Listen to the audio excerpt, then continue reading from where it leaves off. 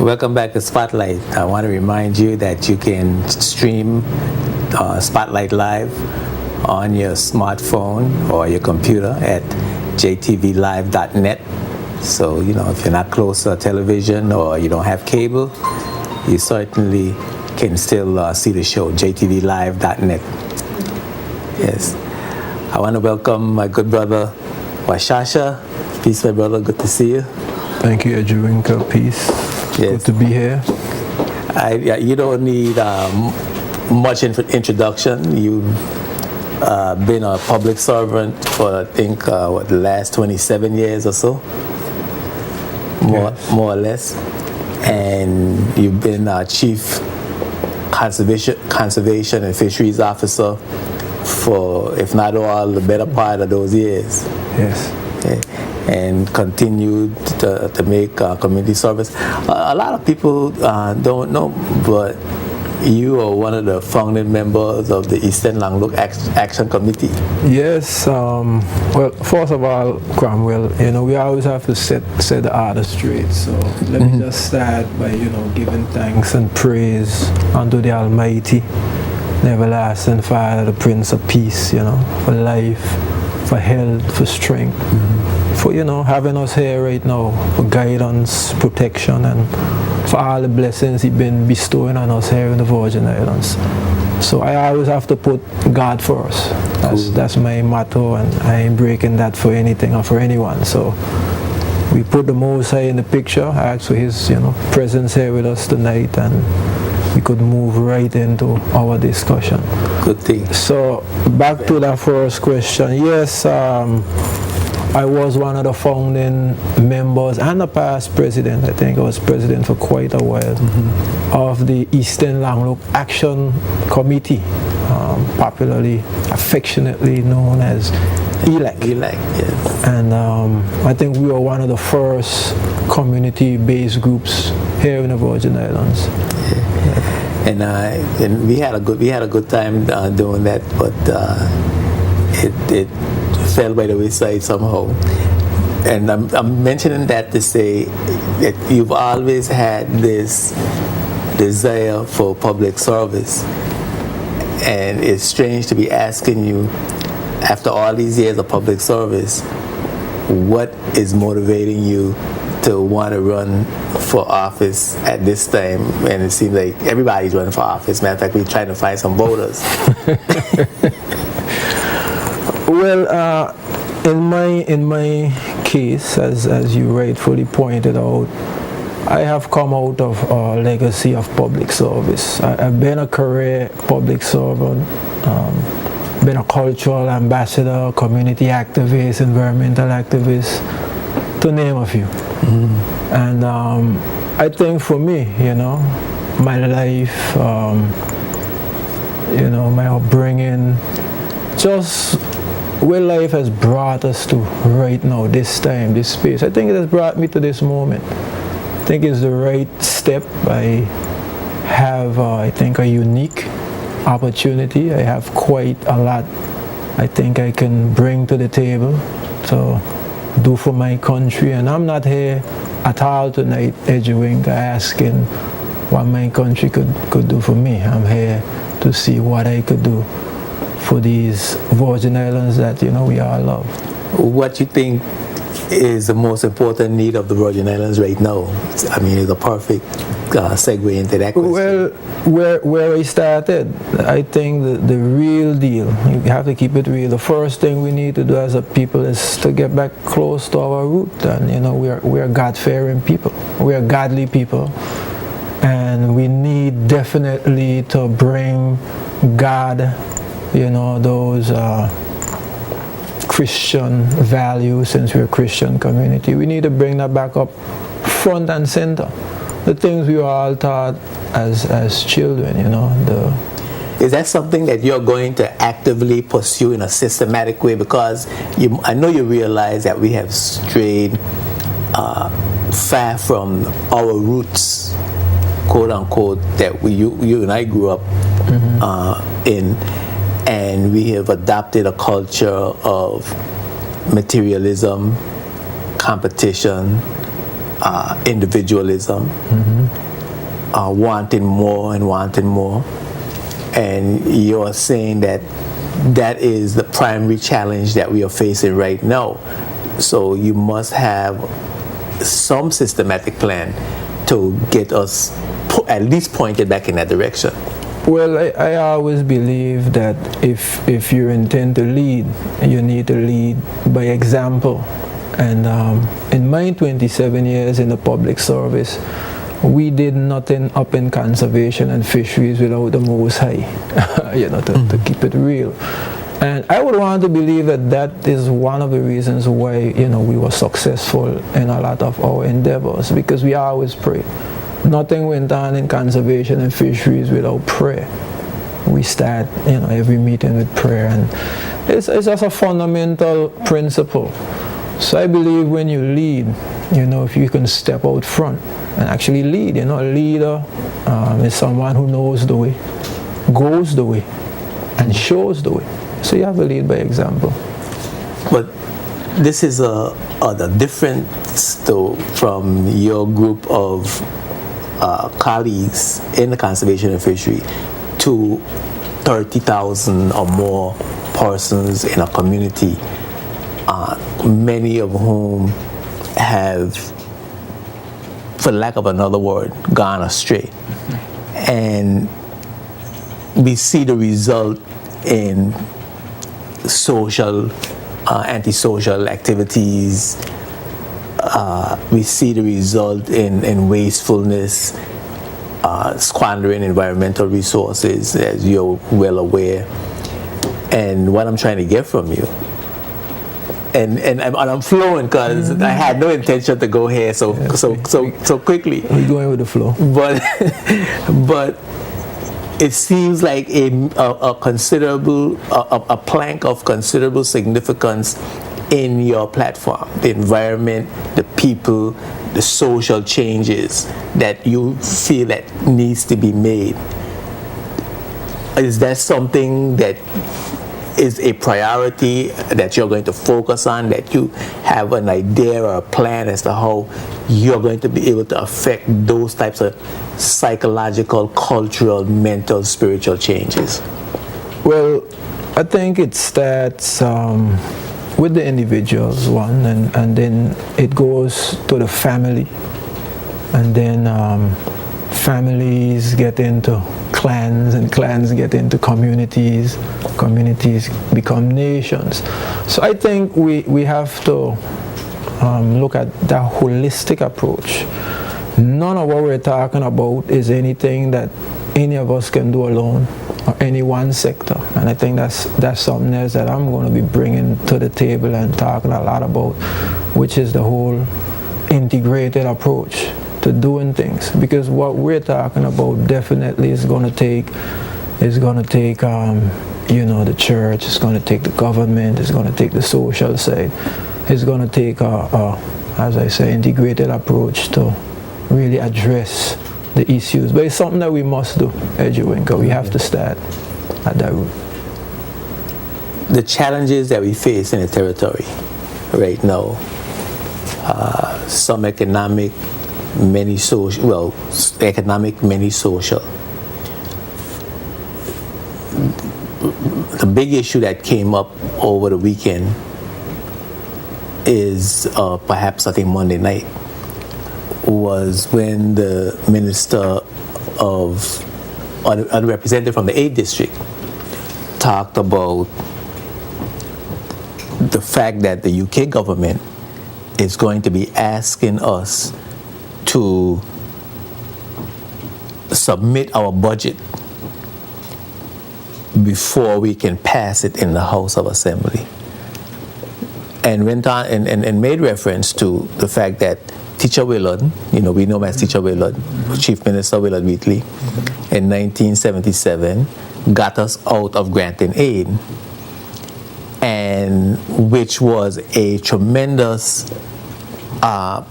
experience for Virgin Islanders in regarding our dignity and our pride as Virgin Islanders, that we were no longer under, we were able to earn our own money and spend our own money the way we see fit. It was sort of like growing up from childhood into manhood. Yes.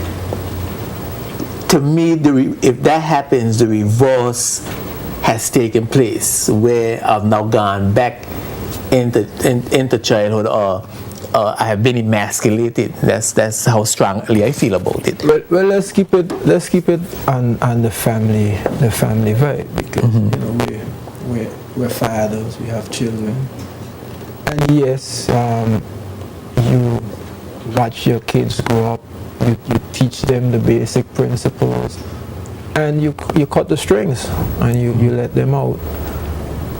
When they're doing what they're supposed to be doing, you're probably monitoring their credit card and their account, but everything cool and fine.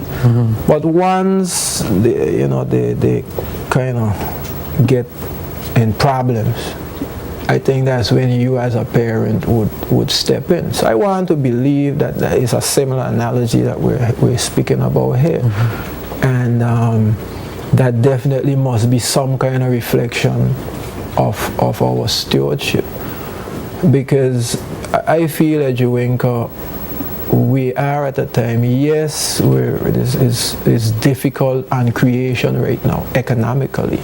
However, I think for the last, let's say 8, 12, even 16 years as a country, we have probably generated more money in the last, let's say 16 years than maybe the 40 or 50 years before that combined. You know what I mean? So a lot of money been coming in. Tourism may have been down, but our financial services have been... They picked up the slack. Yeah, they've been strong. So if we do the right thing, and if we do the right things, I think we can walk our way out of the woods. What are the right things, and what would you advocate and fight for? Well, as a territorial representative. Yes, I feel at Jamaica we can look at it from let's spread it out a little bit, right? We have the financial services, we have our tourism, we have our construction, our fisheries, our agriculture. I think they will be the main ones. And then we have our government projects. You know, you have, for instance, the hospital, you have the sewage project, we have the roads and the bridges and things of that nature, the ports coming on stream. So I think it's just a matter of us looking at the things we have to do, looking at the money we have in our hand available to do these things, and prioritizing. Using, I don't want to use the American strategy, but I want to call it a stimulus package, but you use these things that I just mentioned, the public activities along with your private sector. That would be where I would be looking to move. But the fundamental, for me at least, the fundamental philosophy though is one of sustainable growth based on a national investment strategy, where we would put together a National Development Corporation and a National Business Bureau to implement that particular strategy. Well, over the last, according to the House of Assembly, over the last 3 years, we have spent $149 million more than we've earned. And it seems to me, while I'm hearing your strategy, and I'm hearing the holistic approach that you're planning to take, it seems to me that the money that we will need to accomplish some of those goals are at present not readily available. Well, I know if that's the case. Okay. I think what we've been doing for a long time, let's keep it real, we've been looking out. I always say at Jamaica that Nothing grows from the outside in. All true growth is from within.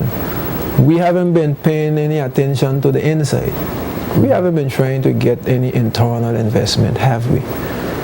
But, we have people in this country who have spent, 10, 15, 20, 30 million dollars, local people, on individual projects.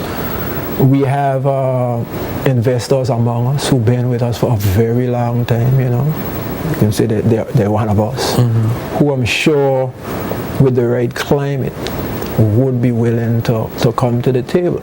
These are different times. I mean, even in America, you're hearing people like Mr. Buffett and them stepping up to the plate and saying, everybody got to put a shoulder to the wheel right now. So I feel strongly that we can do it. Let's grow this economy. But let's grow our people while we grow in this economy. Grow the economy how? Well, let's talk about tourism a little bit. Okay. We Edgewinka are the sailing capital of the world, right? The yachting capital of the world. We have the trade winds out there. They ain't gonna stop blowing. They blow, right? So it ain't like we have to do anything to manage. We have to be good stewards. We have to plan. We have to deal with those fundamental things. And I submit to you that's where I think we've been falling down. In the planning. In the planning, we're gonna get at some point in time to the more formal approach, but we all over it here right about now because we're reasoning. Yeah. But you got to plan.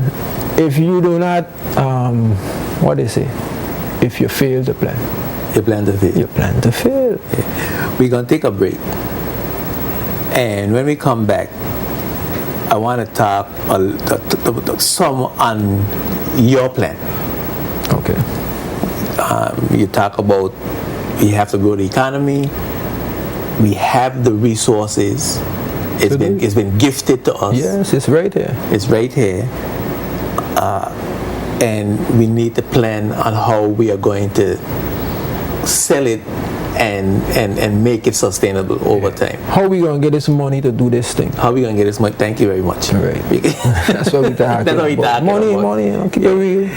Keep it real. We're going to be right back with more of Bertrand Lettsome right after these words from our sponsors. Don't forget you can call your friend and tell them to tune in to jtvlive.net and they can see us on their computer or smartphone if they're not close to their television. We'll be right back after these words from our sponsors.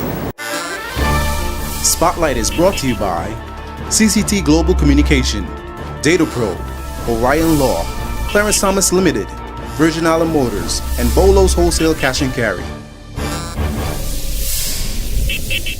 Welcome back to Spotlight, and if you've just joined us, I'm Edgewinka and I'm talking with Bertrand Lettsome. He is one of the territorial candidates in the upcoming general election to be held November the 4th, and we're talking about the important needs of the territory, what some of the challenges, and the solutions to those challenges, and how we are going to plan to move our country forward. You're going to get an opportunity to question Brother Washasha a little later on in the program, so you just focus in, and of course you could tune in to jtvlive.net. We're going to be streaming live, so you can, those of you who have your TV, can call your friend and let them know. If they can't get their TV, they could to check us on the smartphone or on the computer.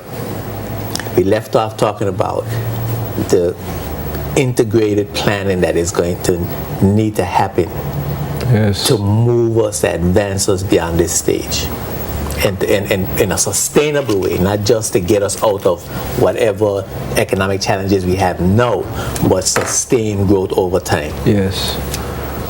Well, let me just take a couple of minutes, since this is my time now, to bring to the people of the Virgin Islands my vision statement, development agreement, and the platform that I am proposing.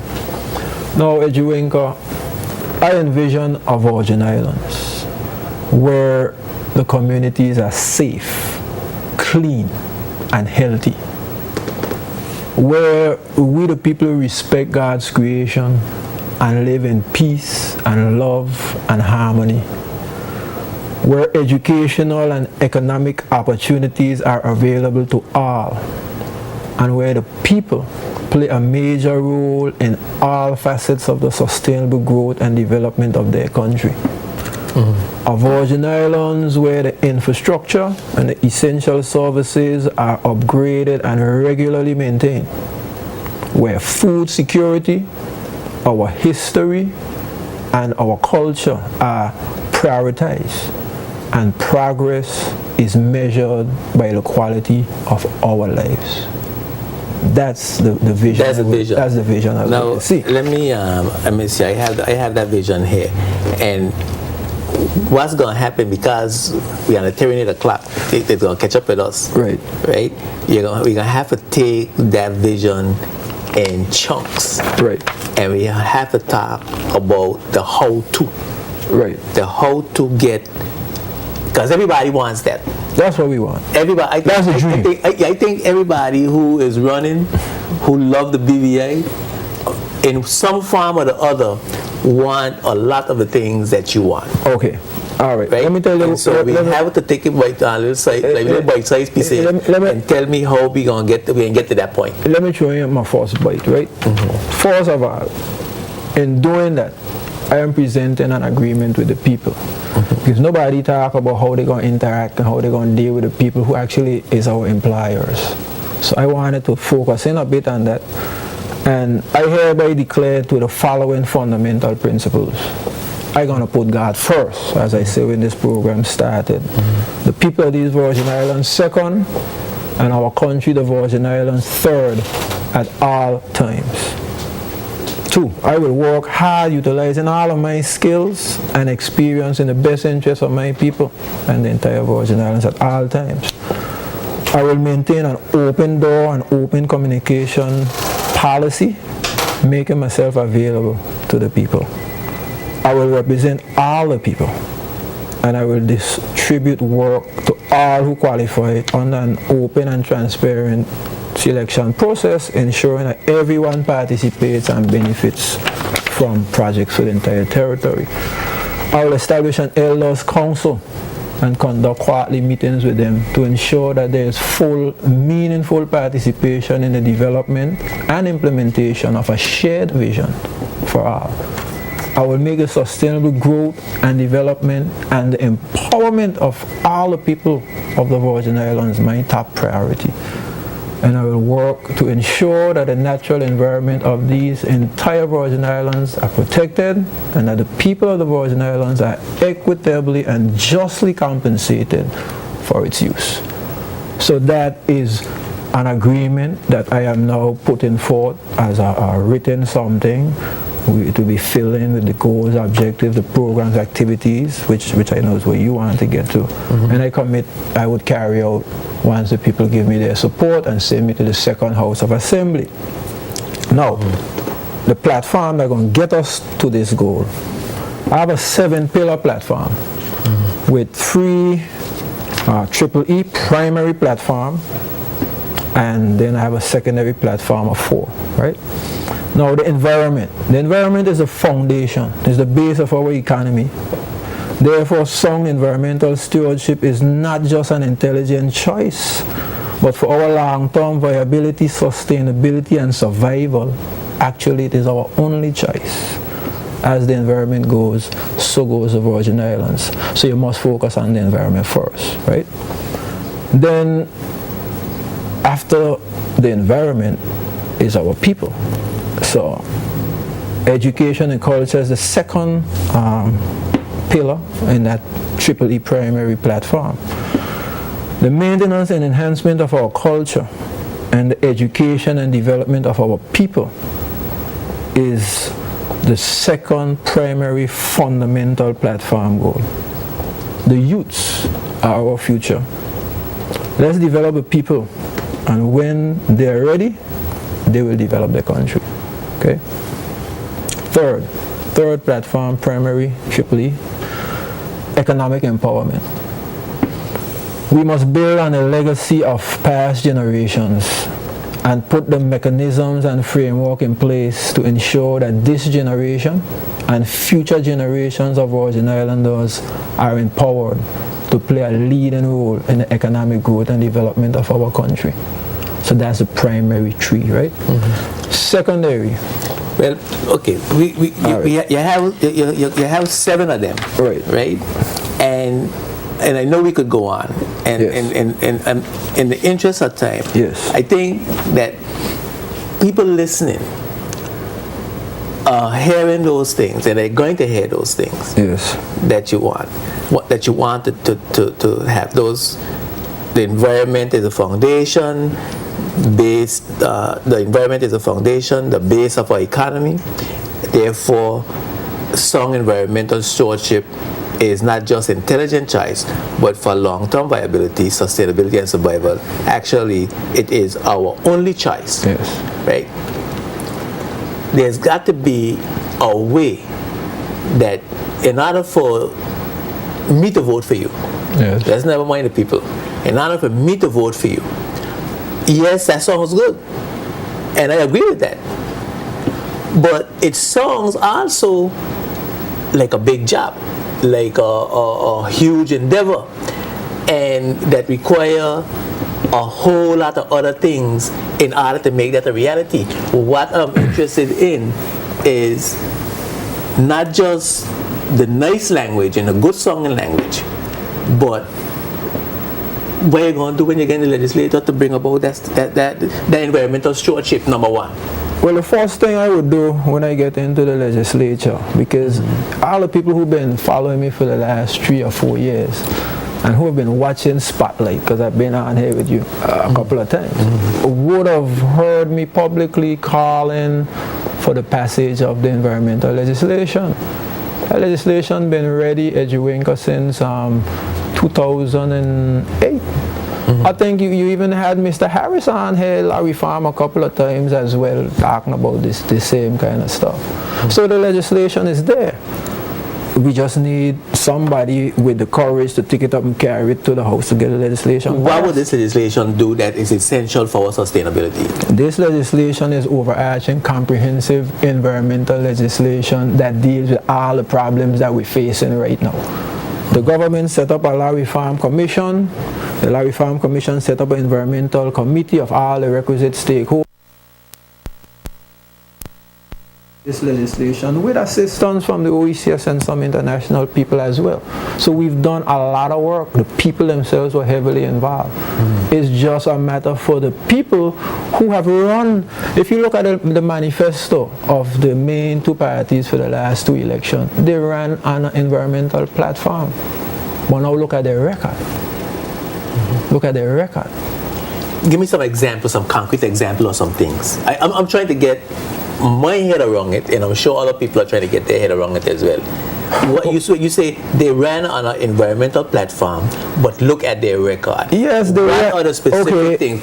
Specifically, you run on a platform saying that, and they order right now on the platform again, telling the people we're going to protect the environment.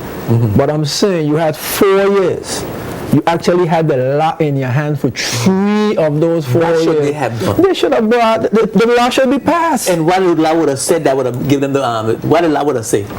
You can't build here unless so and so happen. Listen, the law covers. I don't think we don't know this, you know. Well, again, you know, a lot of this information was out there, and this is good because this still go back to my secondary part of the platform, education. Because you have to educate the people as to what's really going on. The government need to be bringing this information to the people straight out. But they ain't gonna bring it. This is why you are so important, because they ain't gonna bring it.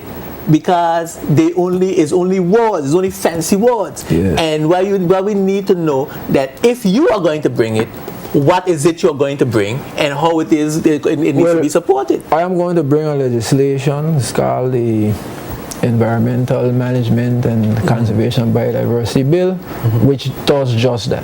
covers all aspects. It deals with, as you say, development, EIAs. It deals with beaches, mangroves, coral reefs. It deals with pollution. You know, it deals with multilateral environmental agreements. It deals with setting up what should have been done a long time ago, an environmental trust. You realize you have an electricity board? You know that, right? You have a education board. You have board. But we don't have an environmental board. And we're saying the environment is the most important thing to us.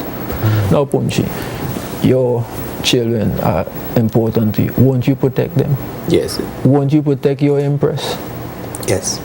Well, why aren't we protecting our environment? Because the environment is clashing with our development needs. No, not at all. Stop. And you're gonna be a nuisance because we gonna want to put down a 5-star hotel, and this environmental legislation is gonna tell the people who want to put down this 5-star hotel that you can't do it here and you can't do it so.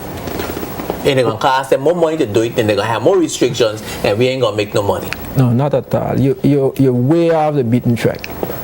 It's actually the exact opposite, right? When you do the proper planning and you have things in place, everything is clear. My good friend Romney Penn, when he sat on the planning authority with me for a couple of years, he always would say something that really I learned. You know, I like what he used to say, because he would say you have to manage people's expectations. There must be guidelines, there must be rules, there must be openness and transparency.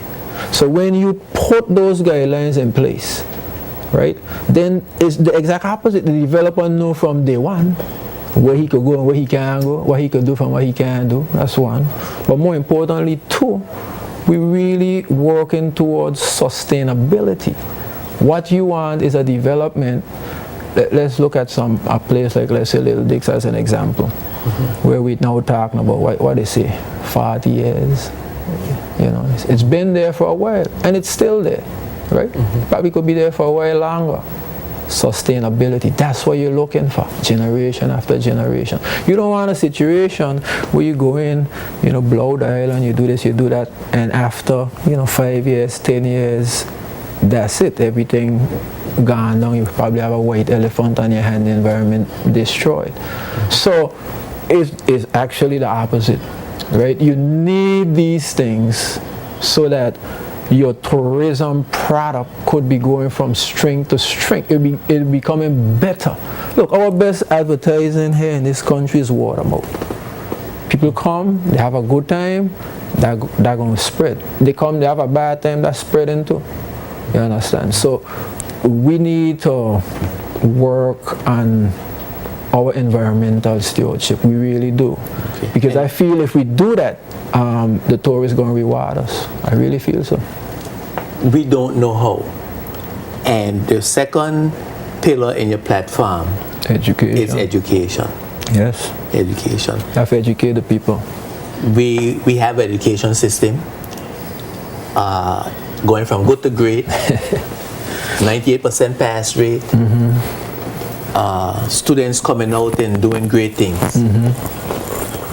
Coming back from college and basically really not thinking about your environment, my brother. How are you going to change that? Or am I wrong? Well, I don't know if I totally agree with everything, but as a host, you have to do this part. But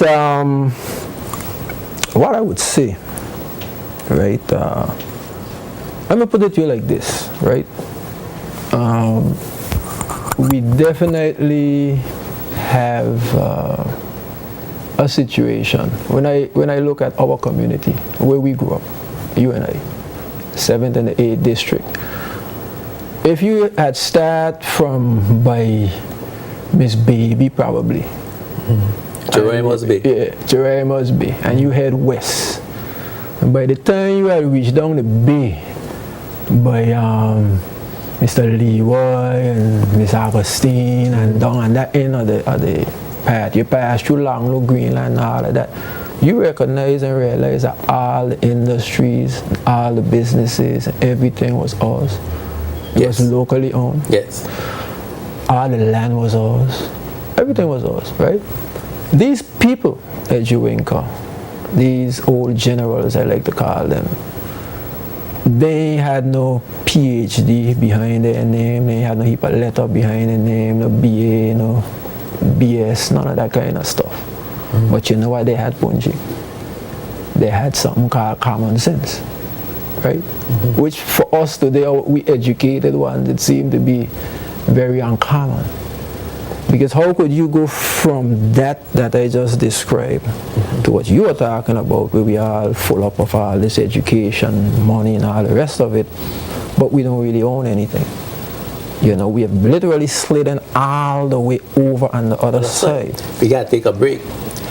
And you're going to tell us, when we come back, how you're going to walk that common sense back into the education process. Yes, my brother. Keep it locked right here in the Spotlight. We're going to be right back with more Washasha right after these words from our sponsors.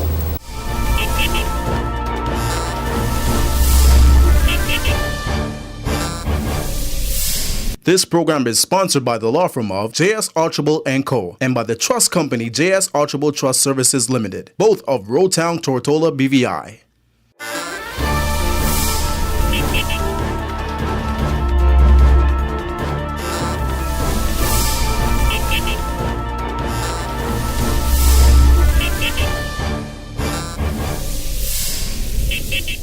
Welcome back to Spotlight. I'm at Juinka and I'm here with the candidate, territorial candidate, Bertrand Lettsome.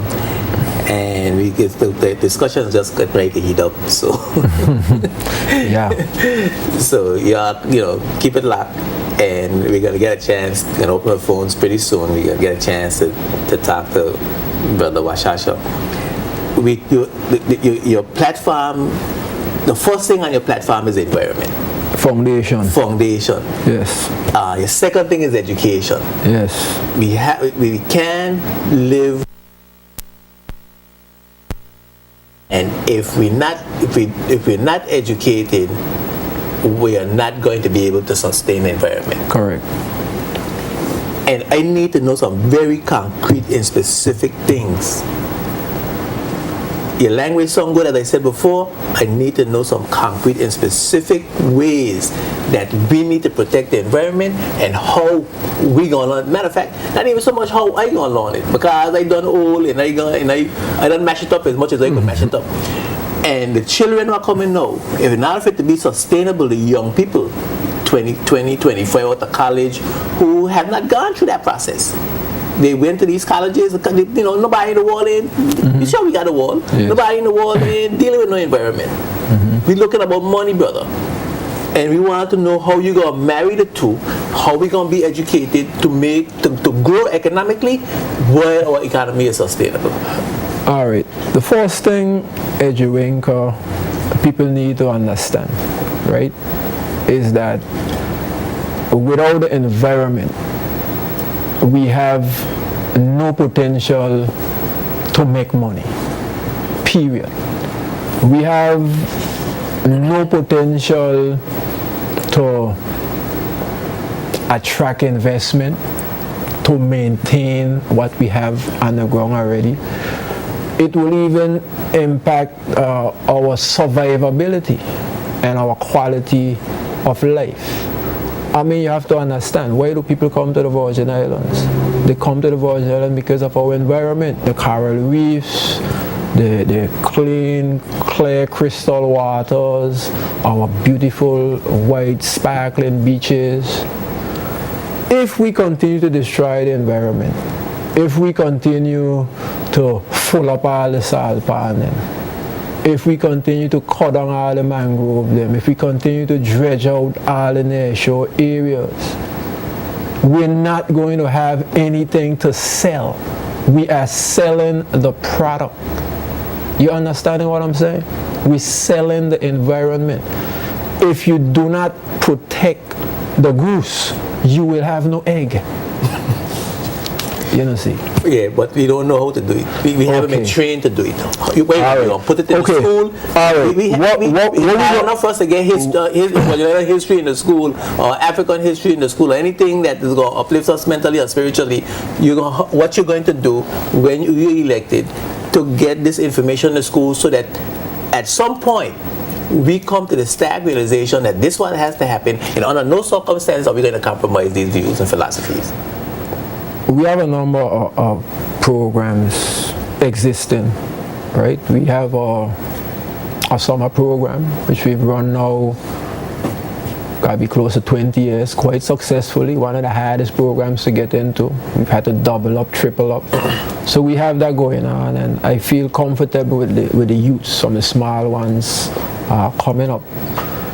I think we need to work more with the community-based organizations, encourage the formation of more of those where we don't have them, and then work with them so that we can have education on a community level where we can focus in from that particular angle.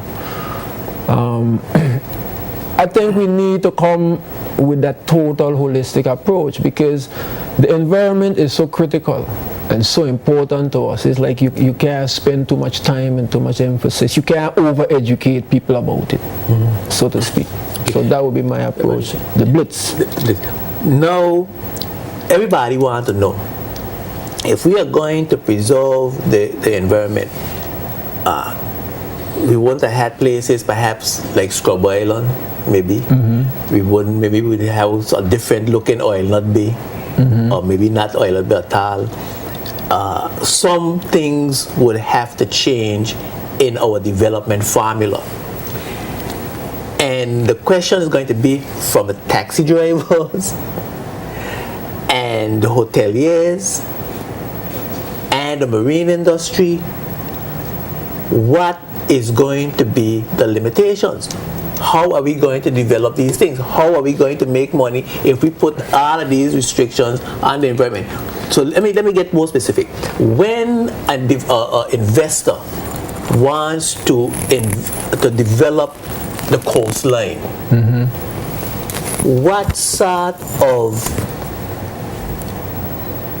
guidelines we are going to put before them that they will be able to follow, want to follow, still develop, while we sustain our environment and we benefiting from that development, making that money? The guidelines, a lot of those guidelines are there, you know, some of them even there already. These governments have not been following them? Right, to enforce them. We have the Planning Act. The Planning Act itself don't have no up-to-date guidelines. So we need to get the guidelines come up to basically meet the act. But by and large, it's normally things like setbacks, things like exclusion zones. For instance, you would need to be X amount of feet from the shoreline. You wouldn't be able to, if you deal with moorings and things of that nature, you'll have to be away from the reefs. We've gotten quite sophisticated. The requirements of environmental impact assessments, I'm sure you've heard of things like they try to transplant if you have coral and so on the way. So there are certain mitigative things that can be done. But the best approach, obviously, is always wherever possible not to impact or to minimize the impact as much as possible. And it's not a negative like how people are thinking. I've spoken to, let's say, yachts people who have said to me, you know, if y'all would up your environmental game, if you go down that road that everybody seems to be scared of going down that road, you will be rewarded. You will be rewarded. You're going to be rewarded first and foremost because our environment is going to improve. Our experience is going to improve. We're going to have more repeat visitors. We're a country that's used to survive out of repeat visitors. You know that? So if the experience is going down, right? If crime is going up, if the environment is going down, then our tourism is going to suffer. Now I mentioned crime there because nobody in this election seemed to want to talk about crime. So before the night out, we're going to talk a little bit about crime now. Alright, crime. what you gonna do, because that's all part of the environment and part of the experience. Yes. Right. So while you segue into that, tell us. Okay. That's a major problem. That's a major problem we're having, right? Yeah. But I'm saying, crime is a soul. When we see crime, that's the end result. Crime is the sickness. Crime is the disease. Crime is the end result. So symptom. The symptom. Thank you, Quincy.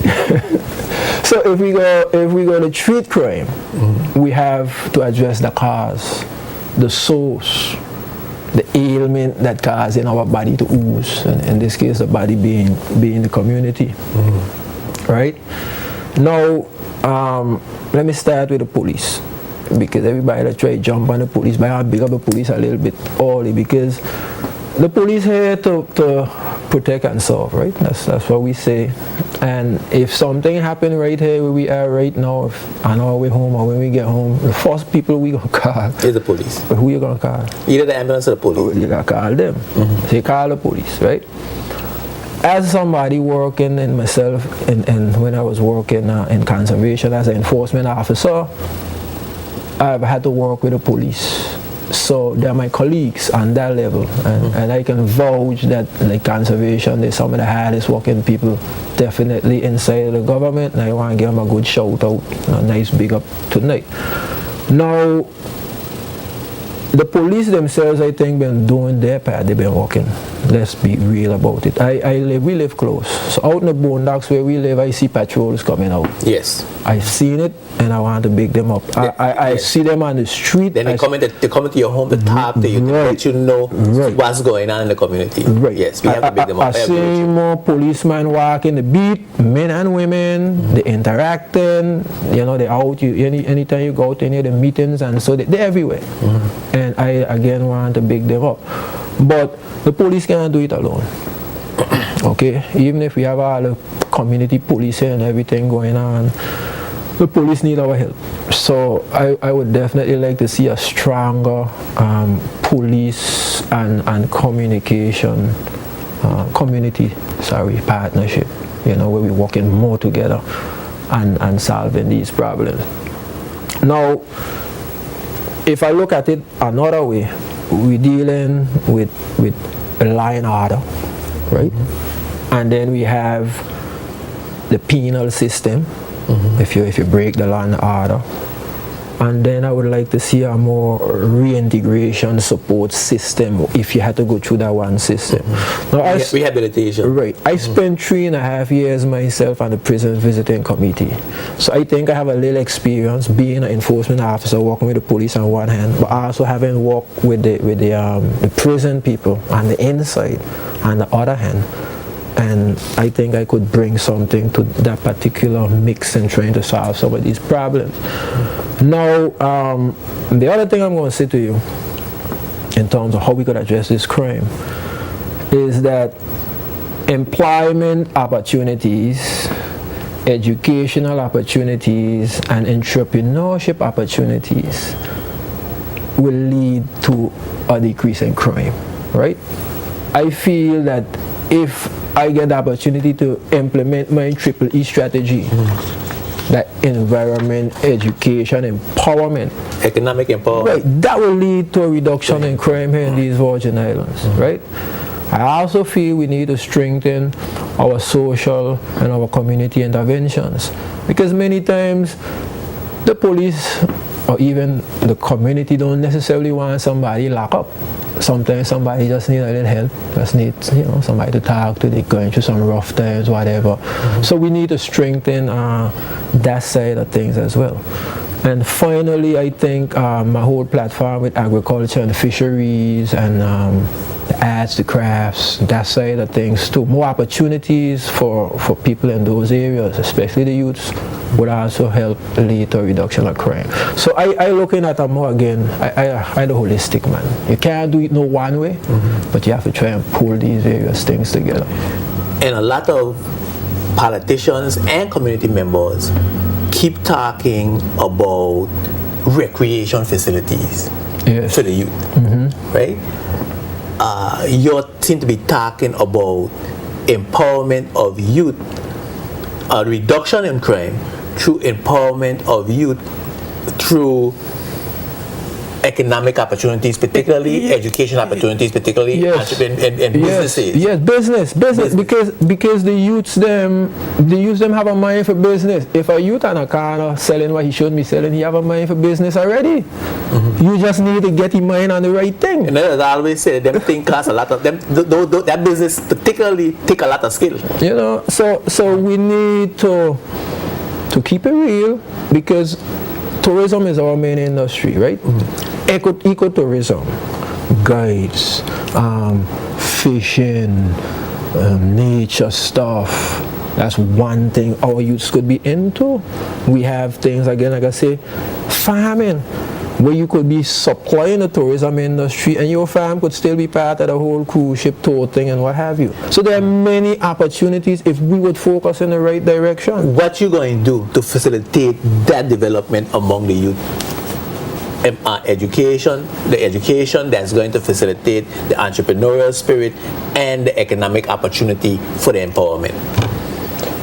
Well, remember, we want to see the formulation of a national development corporation, which would deal more help with the more financial side of things, right? Okay. But in addition to that, we need a national business bureau or something of that nature, which would work, with the youths, would provide the necessary training, the backstopping, the support, the technical assistance, and so forth with the formation and maintenance of those businesses. Okay. So you have a agency to facilitate the entrepreneurship, a development corporation to provide the investment capital and investment opportunity.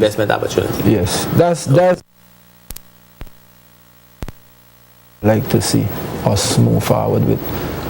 And along with community policing, that's your platform for crime.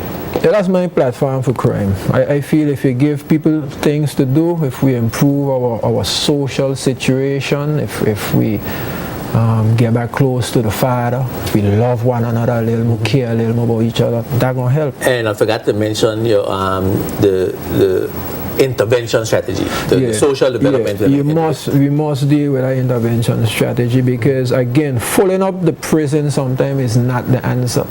You know, somebody go up there, you're locking up people for child support as an example. They up there, they can't pay. The children still suffering. We need a different way.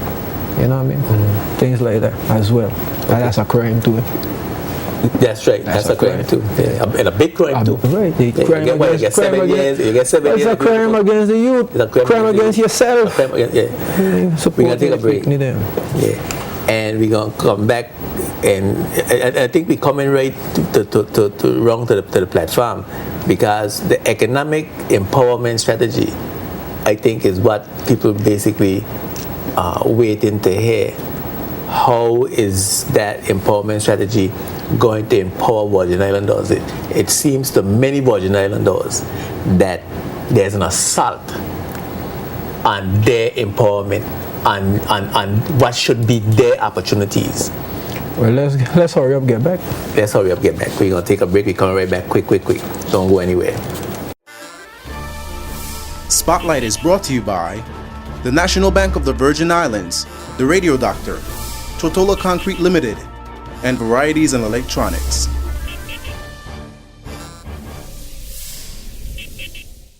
Welcome back to Spotlight. I'm Edjuenka, and I'm here with Bertrand Lettsome.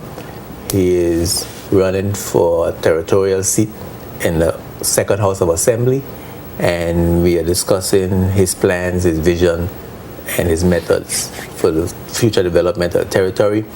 We're going to open up the phones. The phone number is going to come up on the screen, and the text number is going to come up on the screen. So, prepared to make your contribution, ask questions, and put him through the ringer for this flowery language.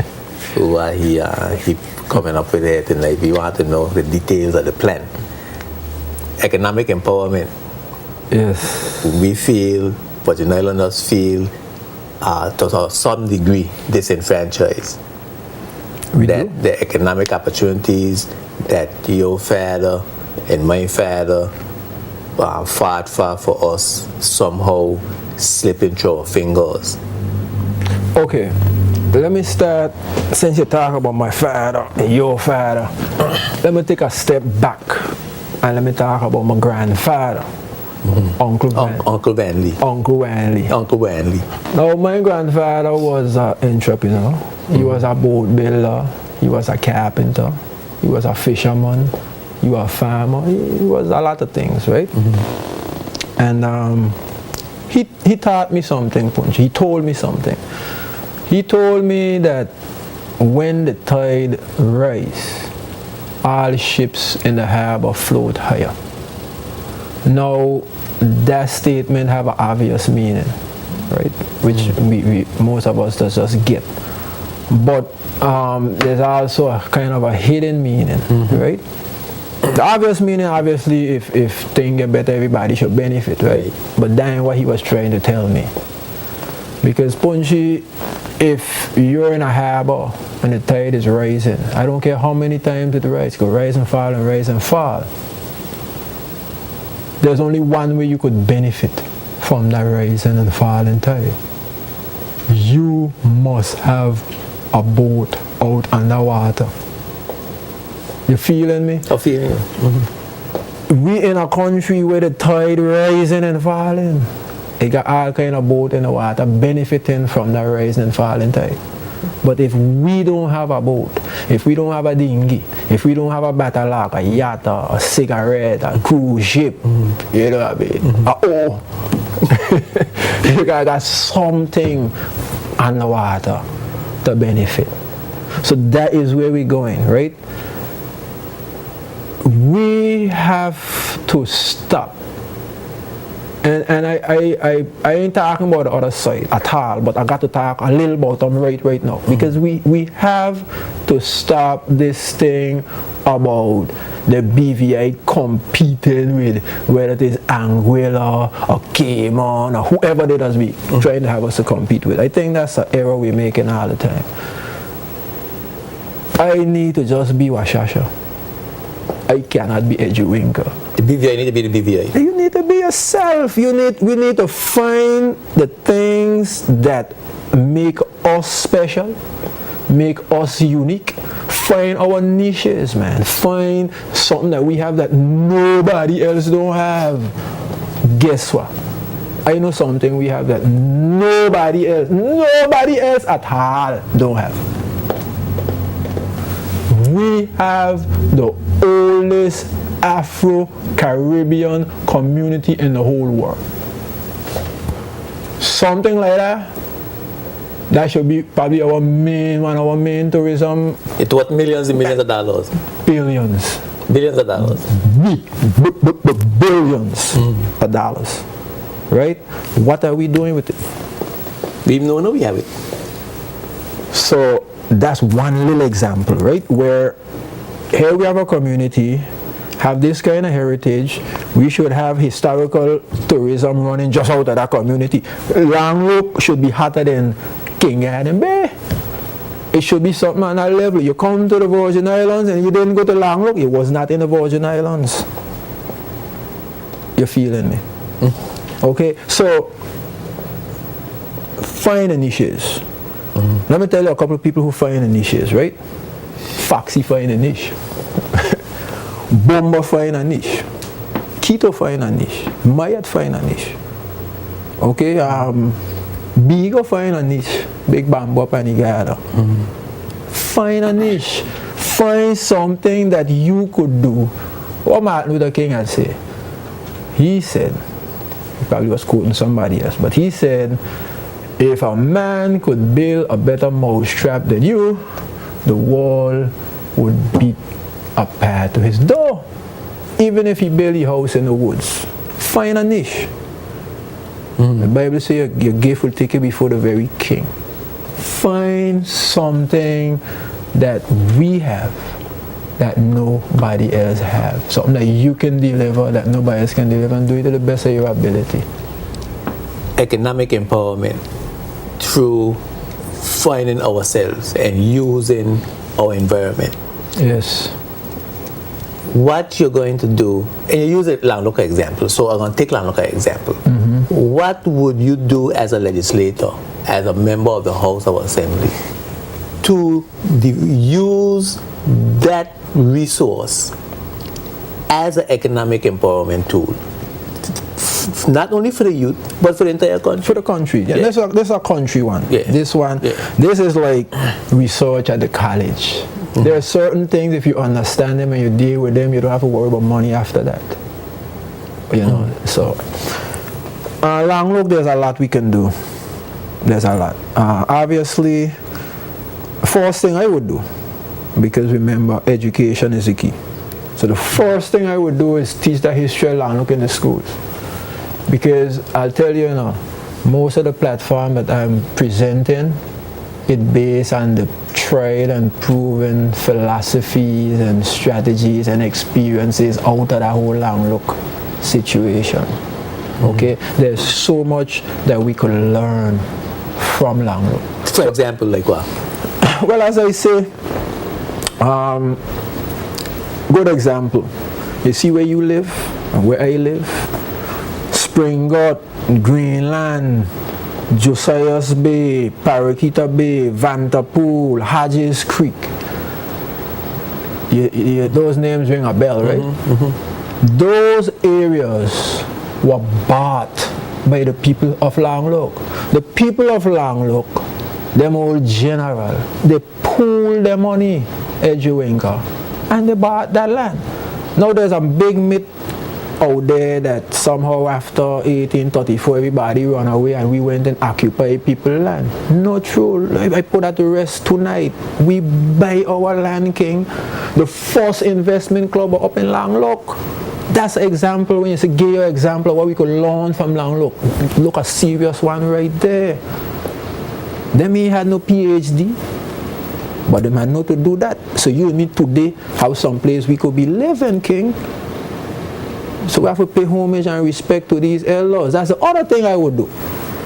I would work with the Department of Culture and the Elder Council inside of that community, and I would work towards naming the streets, naming the buildings to honor the elders, the families, because we live in them communities and family blocks, as you know. The Thomas them over there, the Crab them over there, the Lettsome them, the talk like that, you know. So all of that is part of our history, our culture, which again could turn into your culture tourism side of things. So those are just a couple of quick examples of things that we could learn. But probably one of the most critical things we could learn from them people is where I start tonight. Like I keep going back to that, which is we gotta get back to the Father. The people of that community, Eastern African community, serious about God. They didn't used to wrap up. They pray. You understand? That was their thing. I want to remind everybody that the phone lines are open. It looks like people must be all wrapped up in the discussion. The phone lines are open. The text line is open. We want to hear from you. Call us. Let us know. You know, we can ask Washasha some questions about the plan he's putting forward and how he intend to empower people and how we gonna get these things done. From Brandywine Bay Beach, right? We have the whole of Paraquita Bay with the agricultural lands, right? We have the eastern to Fatags Bay waterfront. We have Langlook, the community itself. We have Josias Bay Beach. We have Long Bay Beach Beef Island. And we have the alternate, ecotourism / educational plan for Beef Island. Those programs and projects that I just mentioned, Edgewinker, I would use to revitalize and wake up the 7th and the 8th district. Right now the 7th and the 8th district poised, we just ready to go, You just need the right people them in there now to turn the thing loose. You mentioned the the waterfront project that's been there, I think, from 1979.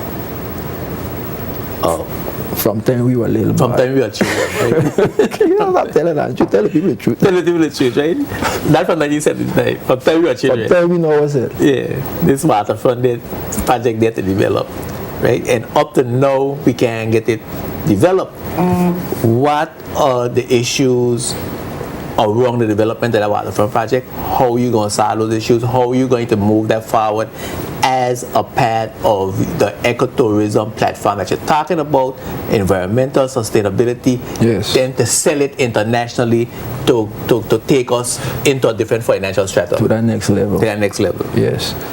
Well, the Eastern to Fairfax Bay Waterfront project is pivotal. It's key to our sustainable growth and most definitely to our long-term economic empowerment as a people in that community. That waterfront project, Alan is coming next week, so he gonna get the figures, but I think if I quote him from his launch, he said it's billions, and he's the money man, so I ain't gonna quite he said it's billions of dollars that waterfront project is worth. If we can get that project together, get our airport situation sorted out, then we have a gateway and we have a whole marine situation. Boop, boop. Endless potential, Edgewinker. I mean, the whole game changed, right? Now, what I would do, what I propose to do, I should say, because I keep being reminded that you gotta go in and negotiate these things. So let me keep it real. I would propose, first and foremost, that all of that waterfront property, one, that the landowners that always had the waterfront property will have first right of refusal. But even beyond that, I would fight for those landowners to get that property freehold. I mean, they'll have to pay for it, obviously. But just like how you're charging them a rental as a lease, you kind of rent to own. Would be a nice way of putting it, yeah. Right? So you can pay that in installments. Right. Okay. Empower our people. Government, I would come in and do the physical work, you know, the bulkheading, that side, the engineering, fix up the thing, let the people have it and pay for it. Now, what's sad, Edgewinker, about a lot of these things, Brandywine Bay, Eastern Fairfax Bay project, these things could have been done already. We had the opportunity, we had the money, we had the right people who were passionate about pushing it, but we didn't have the right leadership. We did not have the right leadership. We had a leadership who, instead of working with their technical people and work with the people who they meet pushing and dealing with this project, as soon as they kind of figure out what was going on, as soon as them had done take all of my file them and things from me, they just kind of disband our committee inside of the government, and I don't think they ever pay any attention to because we had already established a committee in the community. On the eastern part, there was already an Eastern Waterfront Association meeting. They had done sending 3-4 reports to the government. If we are going to achieve anything, Edgewinker, we have to work together. Government, the people, the private sector. We have to work together if we're going to make it. We're not going to get anywhere with the pulling and the hauling and the special interests and all the rest of it. Okay? So the first thing, and I think this is important because so far no one has tackled this particular issue, and I don't think I've heard anyone that has seen it quite the way you have seen it. Perhaps when Alan Whitley come next week, he will have another perspective on it. But the first thing you said, and which it appeared to me to be the major issue, is how the land is going to be disbursed. No, that's what it's about. How are you going to, that's a major problem. I think it was Malcolm. Malcolm said land is the issue. It's the basis of everything. It's the basis of independence. Yeah, so if you want to empower your people and you're a government and you, the government, own the resource, give it to the people. You know, the thing that has really frustrated me as a Virgin Islander who's feeling disenfranchised is that government or governments, both of them, see no issue unless they're giving nanny people stuff freehold. But when it comes to Edgewinker and Washasha, Well, them have a problem. That can't work. So you're saying that the policy would be the people on the upper side of the road. Yeah, the people them who I don't want to put it that way. I don't want to be rude. Let's not go down that road. I'm going to say the people who the land belong to. But I was too small. You're a little older than me. But my understanding was the people land had went to the sea. And when we come to put in the highway, right, the road, whichever the road, I don't make some up, whether Drake or Blackburn, when we come to put that in, them had to take the land. The bulldozer, everybody talk about the man when they cut the bulldozer when they come to Mr. Willard Taman Tree. And I hear all them stories as a little boy, right? So the agreement was when now the little reclamation come on the other side of the sea, like in kind of compensating for the loss of the waterfront, the people were getting a first right of refusal. Everything was fine with that. So down in front of your house, that would also be yours. Yes, right. And that was standard for all administration until 2003. And what happened? Well, like I say, we had a project running. It had been running for a while. And we had conservation, national parks, town planning, survey department, and public works meeting. I think we're meeting either once a week or once every 2 weeks at town planning on the project. We had the waterfront committee meeting up there in Eastern. We had this thing running. Everything was fine. Money in the budget, everybody. Once the administration, like I said, take up the mantle, the representative, my representative, 7th District, he's who are running the show, and he disband, he trusts out the fan, basically, to keep it real. He fire us. And now your plan is to revitalize that project. Go back to look. What did I say? If something working, what you're fixing it for? The thing we're working, we were on our way.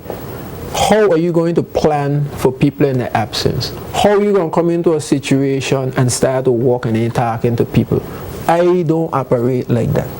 Anything I do, I talk to the people. And if the people of the Virgin Islands elect me to the 2nd House of Assembly, they don't have to worry. I am not under general orders anymore. I am not under the gag. I can speak. I will represent you. I will report to you. I only fear the Most High.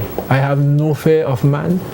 I will do the right thing. I will be there for you. You can depend on me. Yeah. let's go to some of the text. Just for education, can you explain what you mean by the oldest Afro community?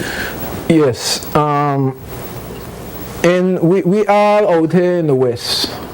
The Caribbean and the Americas, we are what the Western Hemisphere. Yeah, the Western Hemisphere. Yeah. That's where the Western Hemisphere is, right? But we really transported Africans. We were cargoed into the West. We came out here packed like sugar, like cement, like cargo. Like any commodity. Yeah, we were human cargo. We were transported on the slave ships out here to what they were calling the New World, where we had what is called the foreign direct investment strategy, which was slavery, and we were the labor. So after, in most of the Caribbean, slavery was abolished in 1834, including here in the Virgin Islands. However, in the case of Langlook and a few other communities, King Garden Bay, I think Kingston, Little Josephine Dyke, for sure, and I think part of Eastern as well. Some communities actually had their freedom before 1834, and in those instances, one of two things happened. Either the slave master, as the case it was in Langlook, manumitted, which is freed the slaves, or either a slave or the slave master would pay for the slave freedom, because you can't go agree to buy and sell it free. Right, you want something, the man put up the money for you and you're free, kind of thing. So because in Langlook that happened in 1776, actually even before or just after, around the time of the American Revolution, we therefore, just based on that simple fact, are the oldest free. That's important. Free. That's why we say we're Afro-Caribbean community. Langlook is the oldest Afro-Caribbean community in the Western Hemisphere. That is a significant the oldest free slave community. Yes. The African community. That's what you say, Afro-Caribbean in the Western Hemisphere. Okay, that should explain it quite. I hope that was fine, but you can always get to me anytime after if you want more detail, because this history is very important, and I'd like to share it with as much people as possible. If you get in, will you be a part of legalizing gambling in the country to bring in extra revenue? Well, I gotta think a little. I can't just answer that one quick. Zeking last night, I think it was. They tried that too. But I guess I won't say I guess some licks on Zeking. But one brother called up and he asked me if I'm a Christian. And I tell him, well, of course I'm a Christian. He said, well, stop beating around the bush. Stop fumbling. And I had to try to explain to that gentleman that you just have to be careful. I mean, people look at me, they say, okay, shoot. My faith, my Christianity, my Rastafarianism cannot interfere with my job as your elected representative. I cannot now come to the table and say basically, well, as a 7 day, I gotta come 7 day now, kind of thing, right? So what I'm trying to say to the texter, that as a Christian is something that I am not in favor of, right? So they would have to come strong to get my vote. I keeping it real, but I understand the responsibility and the separation of church and state. But as a personal individual, I still have to be true to my conscience and myself. Okay. So, personally, you're against it? Personally against it, but we have to throw it in the national agenda. I'll have to wait. And the people will have to make that decision? Yeah, the people, I probably do it that way. You're supporting it, but the majority rule? Yeah, I mean, you gotta keep it real. All right, cool. Let's take a break and come back with more of the texts and the phone calls. The number's going to be up on the screen when we get back, and we're going to continue discussion with Brother Bertrand Lettsome, who's seeking your vote for the second House of Assembly coming up, the elections coming up November the 7th. Keep it locked, we'll be right back.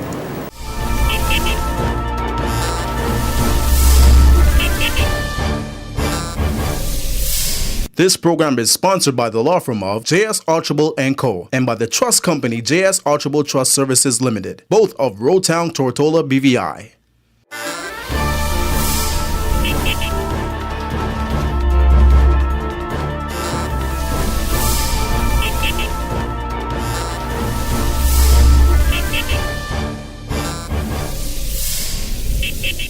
Welcome back to Spotlight. I'm Ejuenka.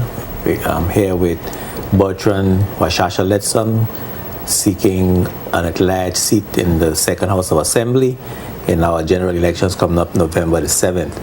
And you talk about economic empowerment, and you talked about the Langlook Eastern area and all of the resources in that area that you can develop, and you talked about the waterfront project.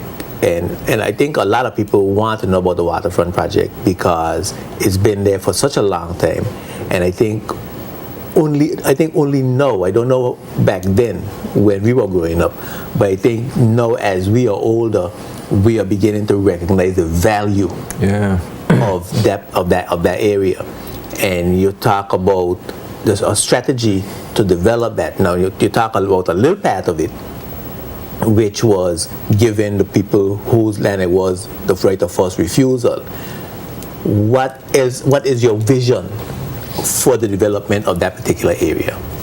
Okay, before I get to that, I just want to send a shout out to my niece Aria and my nephew Avery, who watching us streaming online on JTV.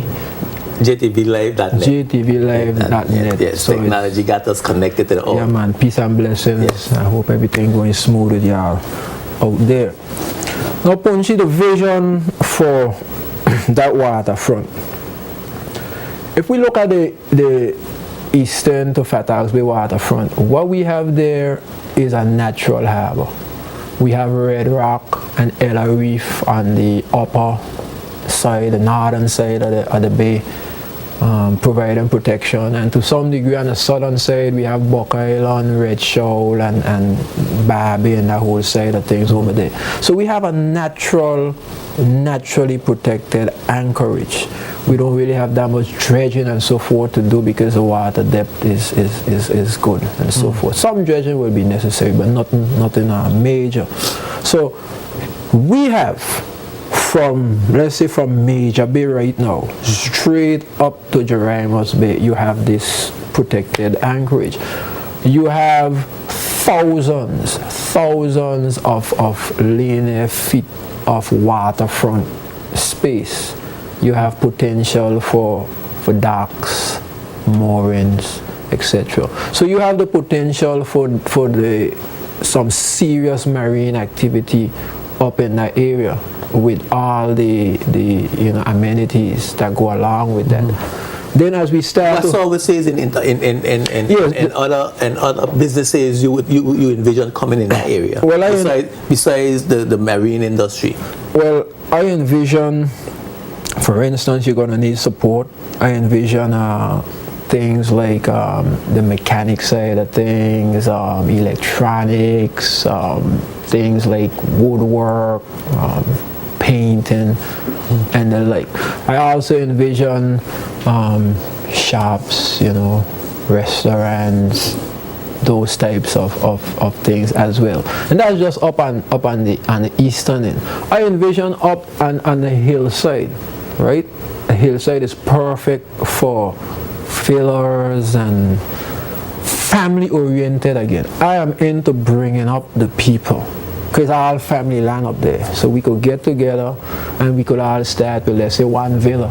And what we're doing now is we're opening up, because we already have the marine side of things, the boating, but we don't really have any overnight land-based beds and so forth. So that will be helping to open up and provide that side of the market. As we move further down and we get down to like the Long Swamp area, down to the Fairfax Bay area, there's a lot of potential there again. And I always believe in planning with people in their presence. I don't plan for people in their absence. So we do have a let's say, overall plan, but we would definitely sit with the landowners and revise that and make sure everybody, on board. But there's a lot of potential on that lower end. I just dream a little. So, for instance, I think about something like, suppose you have something like 2 Mile down there, just as an example. We could do a lot of things, and it's for the people to decide exactly what and how we would. Now you got to be careful when you just say there. You say something like 2 Mile. You ain't talking about bringing to. No. Let's keep it straight. Remember, I'm talking about that. Sustainable growth from inside is what you're talking about. You're talking about developing the people. But look, I'm a big up my good friend UP, right? Because again, it's that niche. You got to dream. I think what our forefathers had that we probably losing a little bit of is that ability to dream and the courage to fulfill our dream. Right, So I'm saying we have to get away from this philosophy that whenever you hear about develop means somebody foreign. If the one thing I would like to work on if I get in there in my time is to get a bono. To understand that yes, we need foreign investment. Nobody running from that. But here, the foreign investment that we're talking about is the money you are coming. And when you build whatever the product is to bring the people who are going to be bringing the money, what we're talking about on this side of the table is the ownership. Who own that? And I'm saying it's high time for the people of these Virgin Islands to own these things, because our forefathers before us owned them. And we have a lot more money today. We have a lot more education. So let's fix what we need to fix. Let's get to it. To take a page out of one of the former chief ministers' book. He said, fix it. I don't care what the problem is. I fix it. So yeah, let me fix what this problem is so we can move forward as a people. Good night, gentlemen. Very good points, Mr. Lettsome. I applaud your effort. But just a question. Is it true that anybody with a government job has to resign in order to run? Yes, Carla, it is true. If you're working for the government, if you're in the government employ, general orders forbid you, not just from running, but from taking part publicly in any type of political activities. Obviously, the reason being, let's say take me for instance, and when I was Chief Conservation and Fisheries Officer, whoever is elected as the Minister of Natural Resources and Labor, it doesn't matter party affiliation or what, I have to work with them. So you got to be apolitical. Yeah. So just to put it to rest too, because there is a lot of talk going around out there that I resigned from my job to run. So just to set the record straight, I did not resign, but I retired after 27 years or so. Nice years, man. Nice years. Okay. Nice years. So you're a retiree? I'm a retiree. You're not a resigning? No, I retired. Okay, cool. Good night. I like the vibes that some taking about. Okay, good night. I like the vibes that some talking about. So let him continue to keep it real. All right, cool. Thank you. Yes, keep it. Let's talk about them. Continue to keep it real. Thank you. That's the same thing. Okay. How would that waterfront project help the youths of the BVA? That's one. If elected, what would you put in place to try to keep the young men off the blocks, mostly the young men from Langlo? Okay, so how would the waterfront project benefit the youth? Those are two excellent questions, and I thank the texter for those questions. The Eastern Langlo Waterfront project will benefit the youth in many ways, because there's going to be a lot of construction activity. Obviously, we have to build a bulkhead, we have to reclaim the land, we have to build whatever buildings we're building on it and so forth. So there's going to be opportunities at that level in terms of employment during the construction and building phase. There's going to be opportunities, obviously, when these businesses are up and running.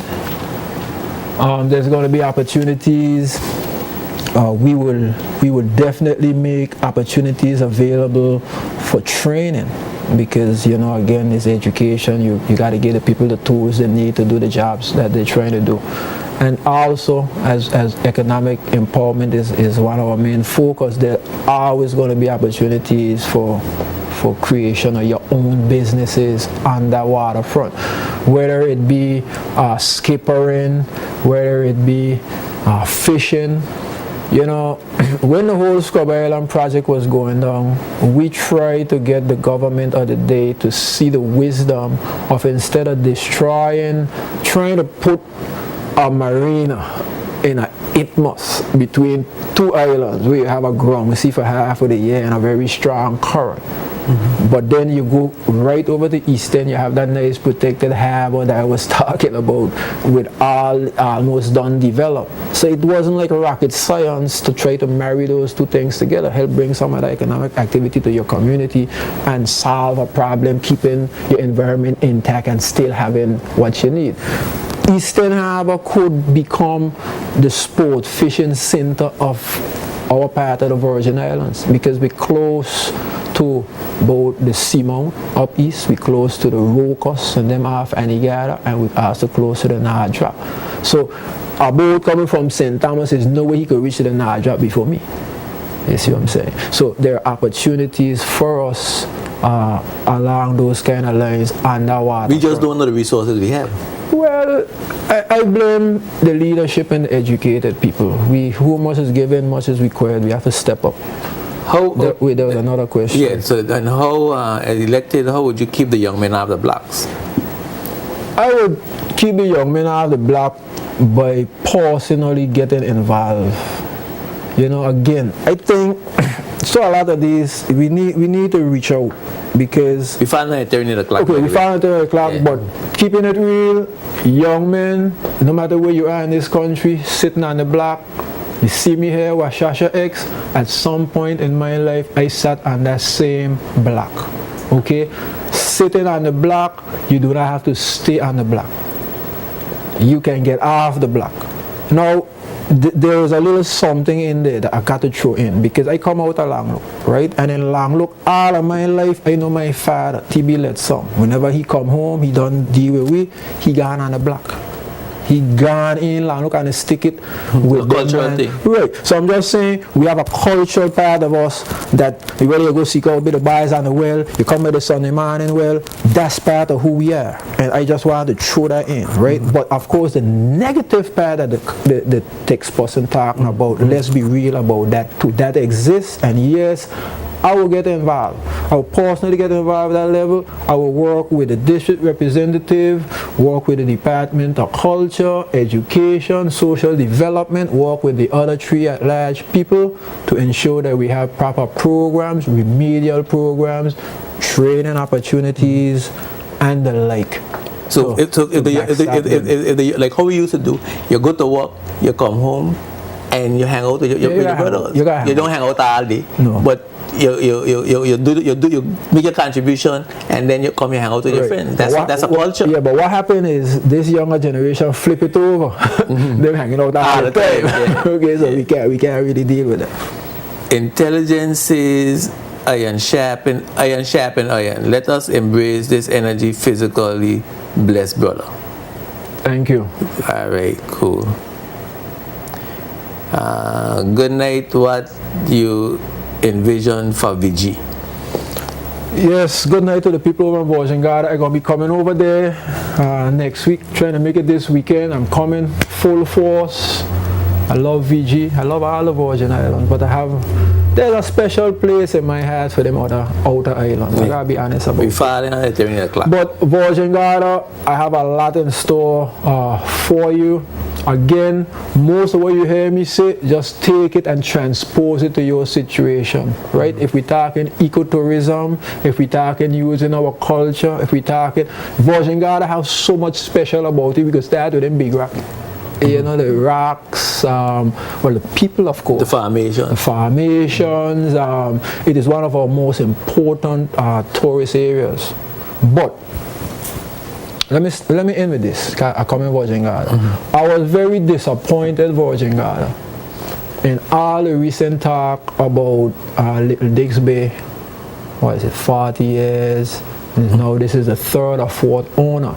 Again, where I'm coming from, I really thought I would have heard the premier or the leader of the opposition or some of these other political people get up and say, when is the people of Vojangada going to own a Little Dix Bay Hotel? That's what I want to know.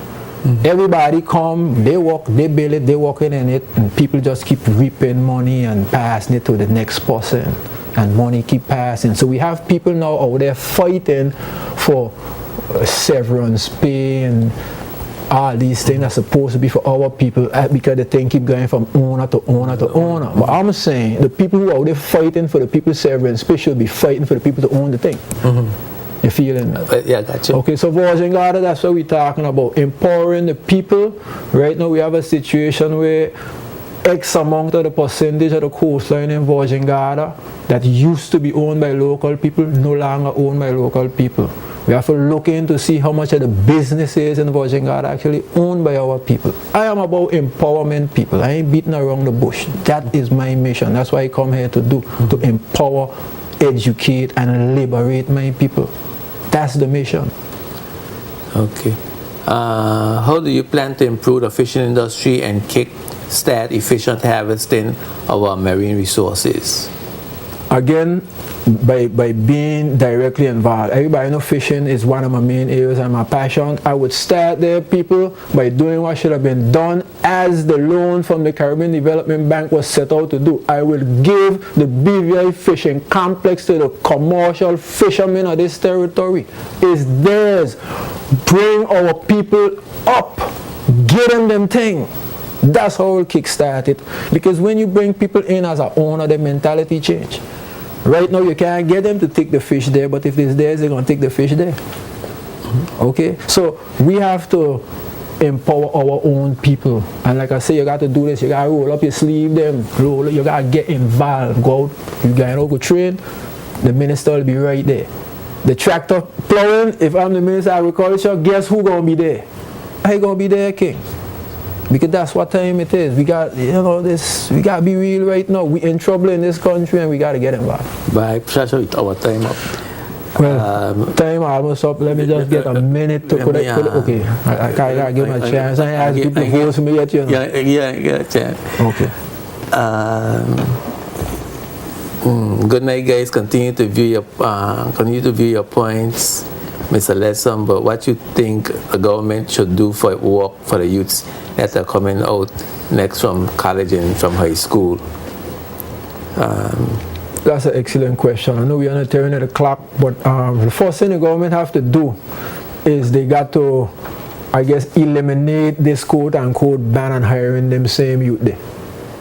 Because that's what's going on right now. Government has put on a ban on hiring people. Okay?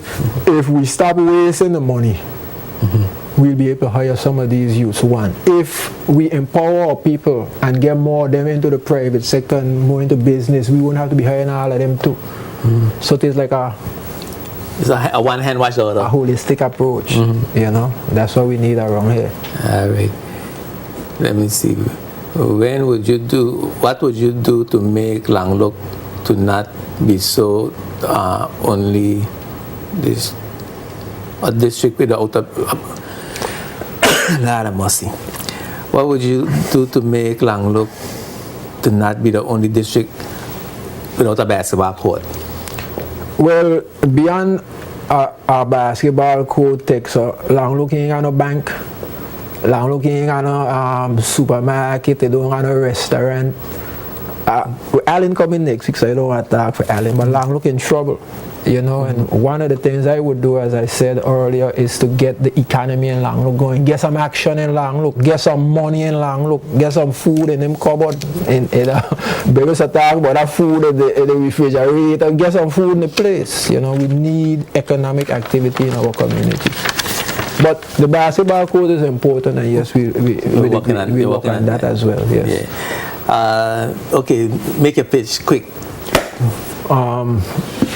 My fellow citizens of the Virgin Islands, there's Bertrand Lettsome, and I'm asking for your support on the 7th of November. Make your choice firm. I'm asking you, when you go to the polls on the 7th of November, think about your children, think about your grandchildren, think about your great-grandchildren, because that's what this election is about. You vote for somebody who has the heart of a lion, who's going to stand up and fight for you, and going to do your bidding, and going to report to you faithfully. Okay? I'm asking again on the 7th of November, put the X for Washasha X, the X by the X, okay? Put it right in there in the little box, Washasha Bertrand, Washasha X Lettsome, territorial at large, independent territorial at large, candidate to the 2nd House of Assembly. I pledge to do what I've been doing for the last 27 years, my best.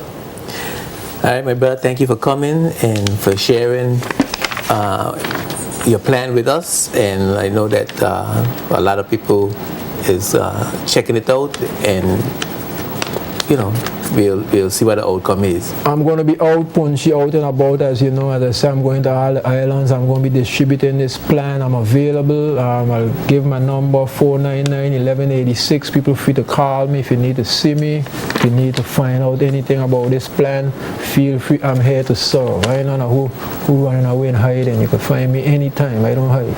Okay, cool. Next Monday, Brother Honorable Keith Flax promised to be here. We're trying to organize some discussions with various candidates, and on Wednesday, Brother Anna Whitley promises to be here as well. Tune in to JTV's Channel 55, Spotlight, Tuesdays at 8 and Sundays at 4:30. Check out for the special editions that we're having coming up. We're going to soon try to switch from candidates, individual candidates, to candidates discussions, various candidates coming and discussing, people from the PPA, people from the Independent, people from ND, people from VIP, people, whoever want to accept our invitation will come, and we'll have a meaningful dialogue about the issues facing our country.